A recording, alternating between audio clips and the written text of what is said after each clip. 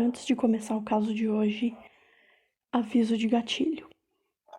Esse caso eu vou abordar temas como violência, violência sexual, assassinato e crimes hediondos contra a comunidade LGBT+.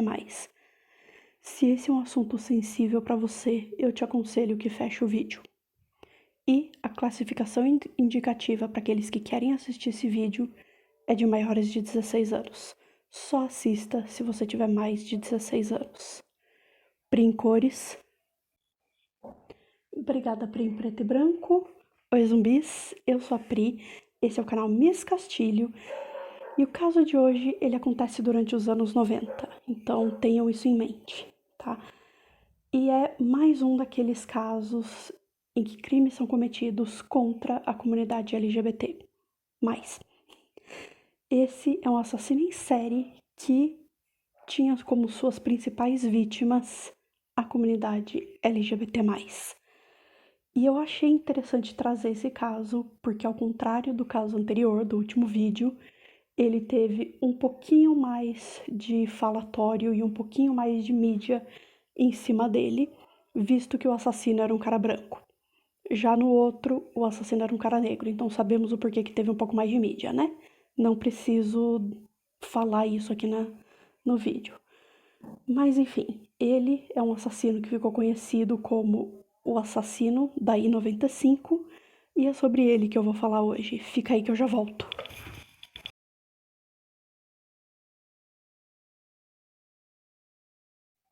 Bom, Gary Ray Bowles nasceu em 25 de fevereiro de 1962 em Clifton Forge, na Virgínia, no estado da Virgínia, Estados Unidos. E ele teve como período de atividade enquanto assassino em série os anos 90. É dito que ele foi criado em Rupert, no oeste da Virgínia, e seu pai Frank morreu devido ao trabalho nas minas ou algo do tipo e uma doença no pulmão. A sua mãe Frances se casou várias outras vezes e é dito que Gary sofreu abusos físicos, psicológicos e até sexuais do seu segundo padrasto. É dito também que o segundo padrasto abusava física e sexualmente da mãe, Frances, e do irmão mais velho de Gary. Bom, o segundo padrasto era alcoólatra e o Gary, aos 13 anos, enfrentou o padrasto, brigou com o padrasto e fugiu de casa. Sem teto, ele passou a se prostituir para homens mais velhos em troca de dinheiro. E em 1982, ele teve a sua primeira prisão, o que é dito seja a sua primeira prisão, por agressão física e sexual à sua namorada na época. Isso lá na cidade de Tampa, no estado da Flórida. Ele foi sentenciado a 8 anos por essa agressão, dos quais ele só cumpriu apenas 3. E aí, em 1991, ele foi preso novamente por furto, o que rendeu a ele uma sentença de 4 anos, dos quais ele de novo cumpriu apenas 2 anos.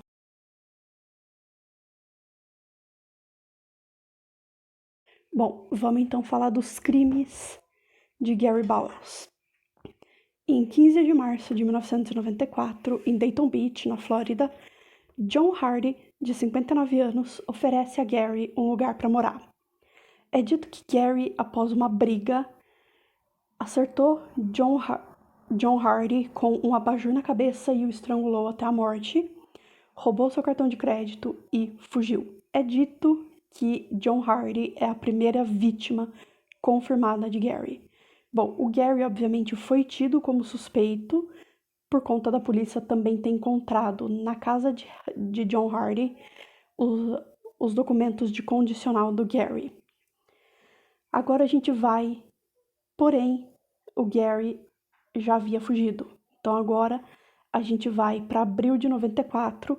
Gary estava ali próximo de Washington, D.C., capital dos Estados Unidos, e é quando o corpo de David German, de 39 anos, foi encontrado na piscina de sua própria casa em Maryland, e um brinquedo adulto foi encontrado em sua garganta. E uma testemunha disse que David foi visto saindo de um bar LGBT ali da região com um homem que tinha semelhanças físicas com Gary Bowles. 5 de maio de 94, na Savannah, Georgia, o Gary de novo fugiu da polícia e agora em Savannah, na Georgia, o corpo de Milton Bradley é encontrado por uma detetizadora. Milton era um veterano da Segunda Guerra de 72 anos e ele foi encontrado com o rosto praticamente desfigurado, ainda vestido com os bolsos revirados e sujeira e folhas na sua garganta. E a única evidência que a polícia conseguiu coletar na cena do crime foi a impressão digital de uma palma de mão, e a autópsia de Milton também revelou que os ossos do rosto haviam sido completamente quebrados e destruídos. O detetive que investigou o caso da morte de Milton Bradley alegou que quem quer que tenha cometido esse crime havia feito com força excessiva e que não havia necessidade de tanta força excessiva. Bom, o primeiro suspeito da morte de Milton Bradley foi o seu colega de quarto, que era um alcoólatra conhecido da região, porém ele tinha um hábito. E também Milton havia sido visto pela última vez também saindo de um bar LGBT de nome Faces, que foi onde ele conheceu ninguém menos que Gary Bowles. É dito também que o Milton ele era uma pessoa com deficiência intelectual, ou seja, por conta dos anos servindo na Segunda Guerra, ele acabou sofrendo algumas sequelas disso e se tornou uma pessoa com deficiência intelectual, o que torna esse caso ainda mais nojento para mim. Meu Deus. Bom, vamos pular então para 13 de maio de 94, entre 13 e 14 de maio de 94, mais uma vítima, dessa vez Alverson Carter Jr., de 47 anos. Ele foi morto a facadas em Atlanta e é dito que ele também foi estrangulado, eu não encontrei muitas informações.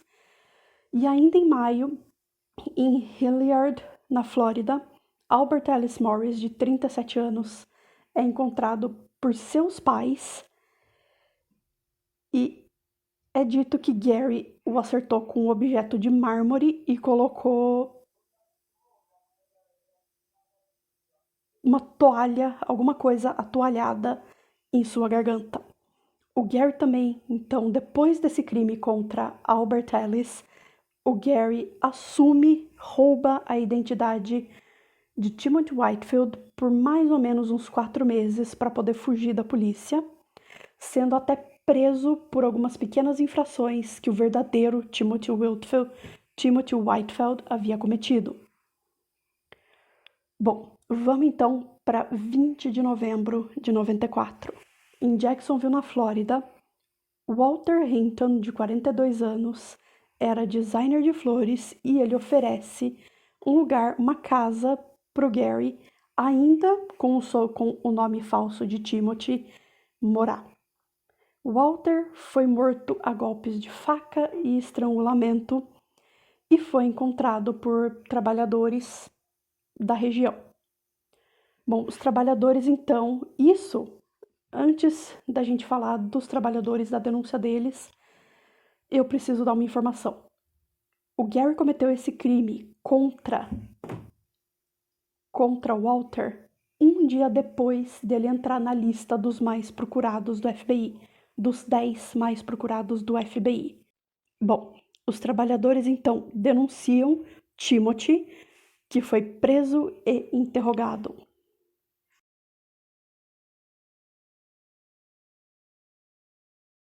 Bom, vamos então à prisão e condenação de Gary. Em 22 de novembro de 94, ele é preso e interrogado e ele confessa todos os crimes do assassino da I-95. Ele vira para os policiais e fala assim: bom, vocês querem saber quem eu sou?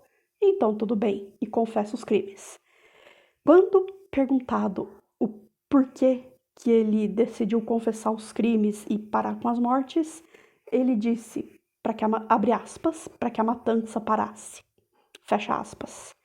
Em 16 de maio de 96, 2 anos depois, o Gary então se declara culpado e pega a pena capital, pena de morte, que havia sido recém-instaurada no estado. Em 11 de outubro de 2001, a Suprema Corte, então, após inúmeras apelações dos advogados de Gary, a Suprema Corte confirma a sentença de Gary, confirma a pena capital.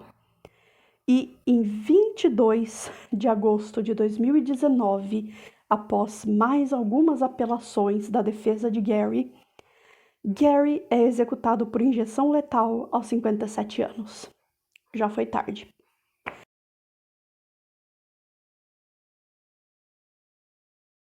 E agora vamos a uma curiosidade sobre esse caso.